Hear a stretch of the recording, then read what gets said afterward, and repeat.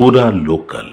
ఇవాళ సమ్మక్క సారలమ్మ గద్దెలే కాదు, జంపన్న వాగు నిర్మాణం గురించి భక్తులు రావడానికి, భక్తులు దర్శనం చేసుకున్న తర్వాత వెళ్ళడానికి కూడా రహదారుల నిర్మాణం కోసం కూడా ఈరోజు నేను అధికారులకు సూచనలు సలహాలు ఇవ్వడం జరిగింది.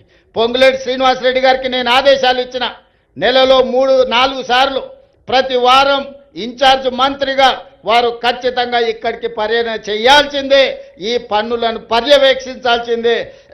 రాబోయే 100 రోజులు ఇందులో భాగస్వాములు అయ్యే వాళ్ళందరికీ నేను సూచన చేసిన, మనం అయ్యప్ప మాల వేసుకుంటే ఎట్లయితే మాల వేసుకొని భక్తితో ఉంటామో సమ్మక్క సారలమ్మ మాల వేసుకోండి, భక్తితో ఇక్కడి పనులను పూర్తి చేయండి అని చెప్పి మా అధికారులకు, మా సాంకేతిక నిపుణులకు, మా ప్రజాప్రతినిధులకు సూచన చేసిన.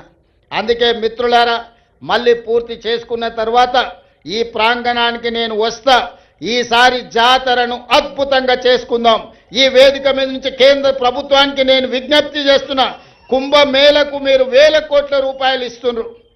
మరి మా ఆదివాసీ కుంభమేళకు కేంద్ర ప్రభుత్వం ₹1 ఇవ్వడానికి కానీ, జాతీయ పండుగ గుర్తించడానికి కానీ వాళ్ళకి ఎందుకో మనసు రావడం లేదు. దయచేసి కిషన్ రెడ్డి గారు, బండి సంజయ్ గారు, ఈ ప్రాంత ప్రజల ఆశీర్వాదంతోనే మీకు ఆ హోదా వచ్చింది.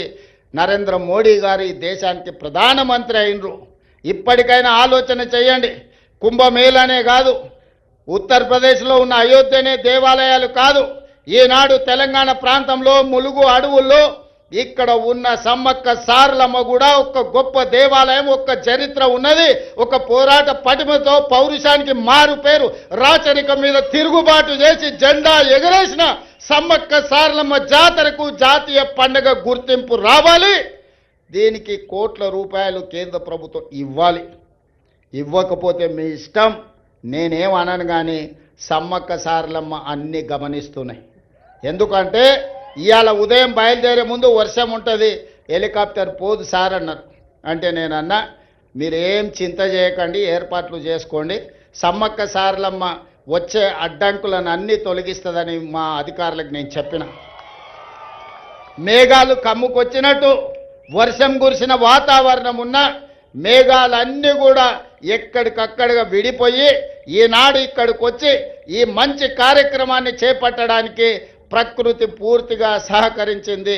ఇవాళ ప్రకృతి ఒడిలో, ప్రకృతి వనంలో ఈరోజు ప్రకృతికే దేవతగా, దేవుళ్ళుగా ఈరోజు మనం కొలుసుకుంటున్న సమ్మక్క సారలమ్మ గద్దె మరియు ప్రాంగణ పునర్నిర్మాణానికి ప్రకృతి పూర్తిగా సహకరించింది. సమ్మక్క సారలమ్మలు ఆశీర్వదించరు.